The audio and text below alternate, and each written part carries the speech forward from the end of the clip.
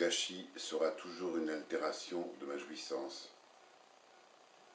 Et même si cela m'écœurait quand ma mère donnait successivement le bain à mes frères sans changer l'eau, c'était un bel exemple de plaisir du partage et de l'économie.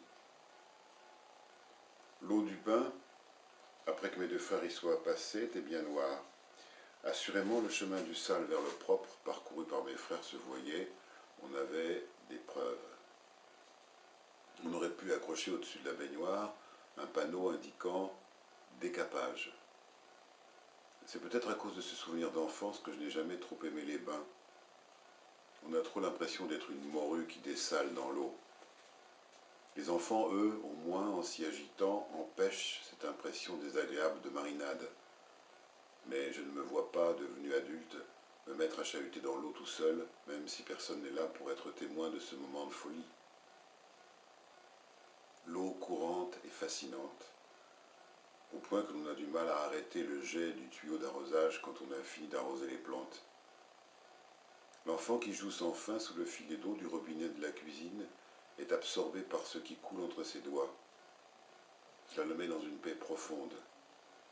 À l'observer, lui, si petit, on s'étonne qu'il ait déjà tant à méditer. Le bruit de la fontaine au cœur du village a le même effet sur le passant. L'eau contourne en bouillonnant les jambes du pêcheur planté dans le lit de la rivière. Avec ses bottes qui lui montent jusqu'à la ceinture, il peut bien revenir bredouille de sa pêche. Le courant l'aura débarrassé de toutes ses toxines morales. L'eau vive l'aura relié en le caressant au temps et à la nature.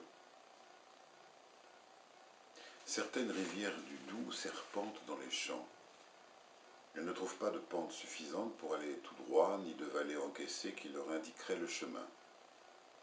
Et l'impression d'étirement que me donnent tous ces méandres me détend profondément. La Seine, à Paris, elle aussi, a du mal à trouver son cours. En marchant tout droit à partir du centre, en remontant vers le nord-ouest, on franchit plusieurs fois un fleuve. On se dit que ce n'est pas possible que la Seine, déjà si large en amont, soit si vite revenue sur ses pas.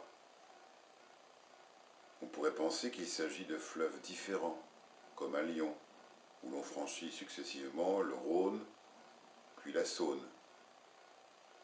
C'est pourtant la Seine. Paris est la ville où le grand fleuve s'attarde. C'est toutefois la paresse d'une eau qui ne renonce pas à sa puissance. Le courant est violent. On en voit le bouillonnement au pied des arches du pont Marie. En musardant ainsi, le fleuve désigne cette partie de l'île de France comme un espace où il fait bon s'attarder. Sans doute le fleuve le fait-il pour profiter de l'agglomération et la ville s'agglomère-t-elle parce que le fleuve musarde. Cela juxtapose plusieurs communes traversées par cette même Seine qui se dupliquent pour donner à toutes ces banlieues la jouissance d'être chacune une cité traversée par un cours d'eau important. J'avais vu un film policier où l'un des protagonistes, habitant une lointaine banlieue, allait commettre un crime au centre de Paris en passant par la Seine à bord d'une vedette rapide. Il raccourcissait ainsi le temps que l'on mettait normalement par la route, souvent encombrée. Ce moyen de transport n'étant pas habituel, l'assassin n'avait pas été soupçonné.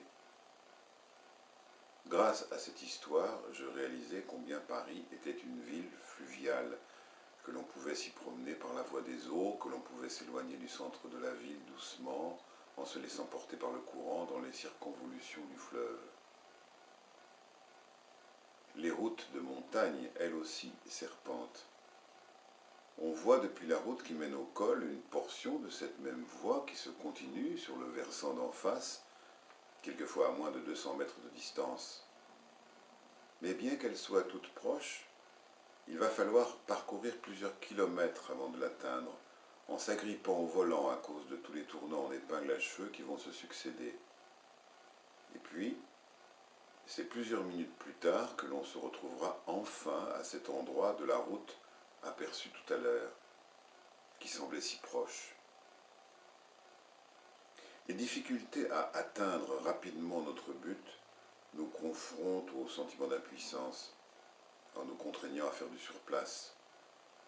Mais elles nous font aussi prendre conscience que les plaisirs du voyage sont dans le voyage lui-même et non dans la destination pourtant si constamment exaltée.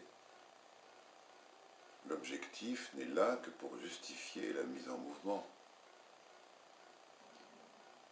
Et quand, après le vote d'un conseil général zélé, soucieux d'améliorer la circulation dans son département, on finit par remplacer la jonction sinueuse de la route par une portion plus droite, flanquée d'un tunnel qui traverse la montagne de part en part, au prix de parois creusées dans le roc, emballées avec un grillage pour que la montagne ne se précipite pas sur la chaussée, on perd l'attrait du chemin buissonnier. La part de nous-mêmes qui aspire à gagner le but le plus rapidement et le plus confortablement possible est sans doute satisfaite. Mais la part plus humaine est défaite. Parce que l'homme, s'il aspire toujours au plus vite et au plus confortable, aspire aussi au détour et aime le chemin sinueux semblable à ses intestins qui serpentent à l'intérieur de son ventre.